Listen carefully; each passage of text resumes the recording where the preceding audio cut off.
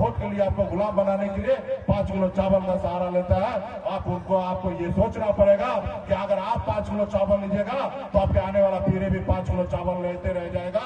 अगर लड़ाई लड़िएगा अपने स्कूल के लिए, हॉस्पिटल के लिए, अपने नौकरी के लिए, तो निश्चित तौर पे आपके आने वाला पीढ़ी को सरकारी नौकरी मिलेगा और सर उठा के जिएगा साथियों। नमस्कार, लाइव बिहार देख रहे हैं आप, आपके साथ मैं स्नेहा गुप्ता। ये साल बिहार के लिए चुनावी साल है और इस दौरान हर कोई अपने समाज को एकजुट करने में लगा हुआ है। जहां पर एक तरफ वीआईपी सुप्रीमो मुकेश सहनी इस साल के शुरुआत से ही लगातार सभाएं कर रहे हैं और अपने समाज के लोगों को जागरूक कर रहे हैं। इस दौरान वो खगड़िया के अलौली पहुंचे और खूब गरज रहे हैं और कहा उन्होंने, आप ताकत देंगे तो आपका हक अधिकार के लिए मैं लड़ता रहूंगा। हम लोग लालू, कर्पूरी, अंबेडकर की विचारधारा के लोग हैं। जागरूक मतदाताओं को लाभ हम जरूर पहुंचाएंगे। इसके साथ ही क्या कुछ कह रहे हैं मुकेश सहनी, पहले आप इस वीडियो पे नजर डालिए और किस तरीके से वो गरज रहे हैं खगड़िया के अलौली में। एक रोटी कम खाइए, आपके लाख मजबूरी होगा, उसको सही है, खेती में मजदूरी कीजिए, लेकिन अपने बच्चों को पढ़ाइए, लिखाइए, काबिल बनाइए। जिस रोज आपके बच्चे पढ़ लिख लेंगे, समझदार होंगे, दुनिया उनके कदमों में होगा साथियों, दुनिया उनके कदमों में होगा। इसलिए साथियों, ये देश आपका है, इस देश के मालिक आप हैं, लेकिन जो लोग पढ़े लिखे लोग हैं वो आपको गुलाम बना के रखता है, इसलिए क्योंकि आप समझदार नहीं हैं। आपका हक अधिकार क्या है वो आपको पता नहीं है। इसलिए साथियों, जब अपने बच्चे को पढ़ा लिखा लेंगे तो आपका जीवन अच्छा हो जाएगा। वो बच्चे को पता होगा कि हमें क्या काम करना चाहिए, क्या काम नहीं करना चाहिए, क्या अच्छा काम होता, क्या बुरा काम होता, उस बच्चे को पता होगा जब वो पढ़े लिखे होंगे। और जब पढ़े लिखे नहीं होंगे तो इस संसार का जितना भी बुरा काम है वो करने लगेंगे। 10 रुपया कमाएंगे और 11 रुपया खर्चा करने लगेंगे, लेकिन वही पढ़े लिखे होंगे तो 10 रुपया कमाएंगे तो 8 रुपया खर्च करेंगे, 2 रुपया बचाएंगे अपने आने वाला पीढ़ी के लिए साथियों, अपने आने वाला पीढ़ी के लिए। इसलिए साथियों, आप लोगों को अपने बच्चों को पढ़ाइए लिखाइए, अपने आपस में सभी के साथ भाईचारा बना के रखिए, सभी जाति धर्म के साथ अच्छे उठिए बैठिए। इस संसार में क्या है, कोई भी इंसान इस संसार में आते हैं 60 साल 70 साल रहते हैं, 80 साल रहते हैं, उसके बाद उनको जाना ही है। ये अकबर बादशाह का ही संसार नहीं हुआ, ये सिकंदर का नहीं हुआ, तो ना हमारा होने वाला है ना आपका होने वाला है। जब आप रहे तब तक आप एक दूसरे को भाईचारा के साथ उनको आगे बढ़ाइए।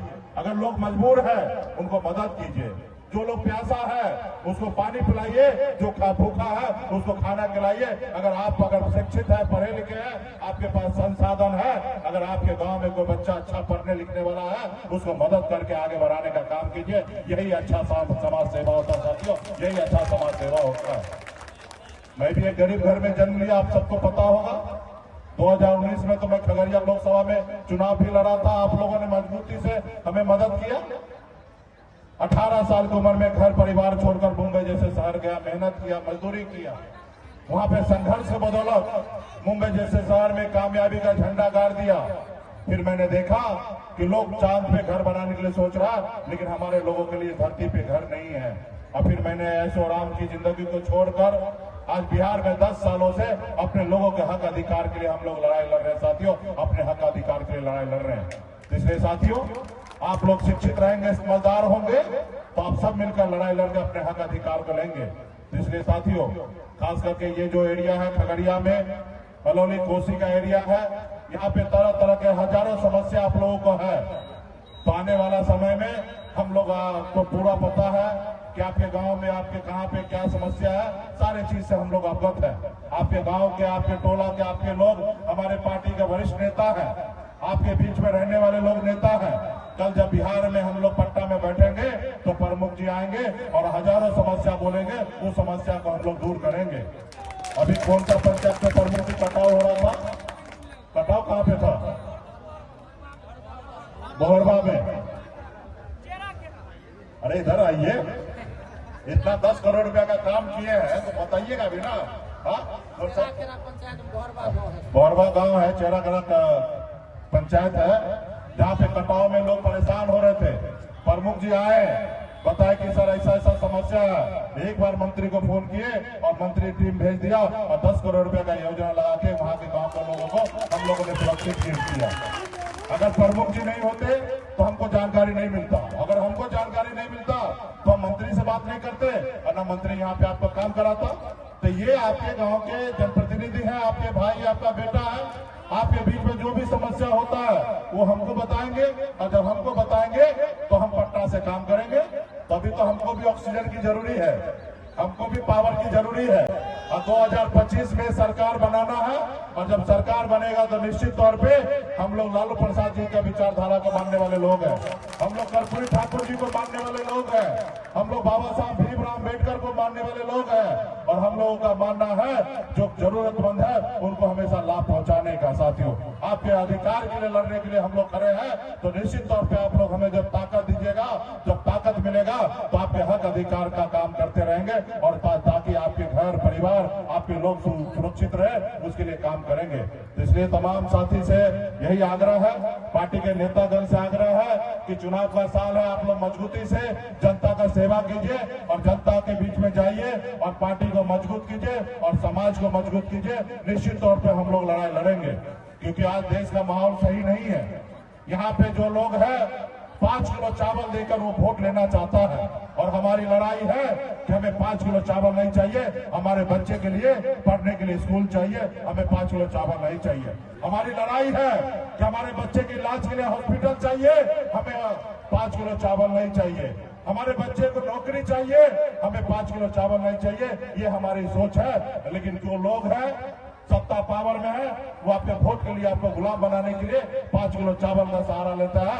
आपको ये सोचना पड़ेगा कि अगर आप 5 किलो चावल लीजिएगा तो आपके आने वाला पीढ़ी भी 5 किलो चावल लेते रह जाएगा। अगर लड़ाई लड़िएगा अपने स्कूल के लिए, हॉस्पिटल के लिए, अपने नौकरी के लिए, तो निश्चित तौर पे आपके आने वाला पीढ़ी को सरकारी नौकरी मिलेगा और सर उठा के जिएगा। साथियों, इसलिए ये व्यवस्था को हम लोगों को बदलना है। तो अभी आप लोगों को देर नहीं करेंगे, बहुत सारा कलाकार आए हैं। ऐसे आपको एक कलाकार के बीच में जाते नहीं, लेकिन यहाँ पे प्रमुख जी कहे कि 1-2 गाना सुन के जाइए। हमारे ओम प्रकाश अकेला, हमारे छोटे भाई भी आए हैं, तो आप लोगों के बीच में अपनी बात को रखेंगे। अभी हम ज्यादा समय नहीं लेंगे। बहुत बहुत धन्यवाद आप सभी को और मेरा कमेटी के सभी साथी को बहुत बहुत धन्यवाद देता हूँ और प्रमुख जी को भी बहुत बहुत धन्यवाद। तो देखा आपने, उन्होंने सीधे तौर पे कहा है कि ये साल चुनावी साल है और चुनावी साल में जागरूक होना बहुत जरूरी है और लोगों की ताकत से ही हम आगे बढ़ेंगे। आप हमें वोट देंगे तो ही हमारी सरकार बनेगी और हमारी सरकार मिलेगी तो आपका हक जरूर मिलेगा। सीधे तौर पे अगर मुकेश सैनी की बात करें तो लोकसभा चुनाव में भी वो तेजस्वी यादव के साथ नजर आए थे, खूब प्रचार प्रसार किया, धुआंधार प्रचार प्रसार।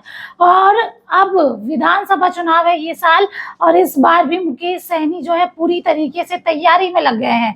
सीटों को लेकर भी बात करना चाह रहे हैं, इसके साथ ही हर चीज को लेकर इस बार डिस्कशन हुआ क्योंकि वो अपने अधिकारों को छोड़ने वाले नहीं है। आप बने रहिए हमारे साथ, तब तक के लिए बहुत बहुत शुक्रिया।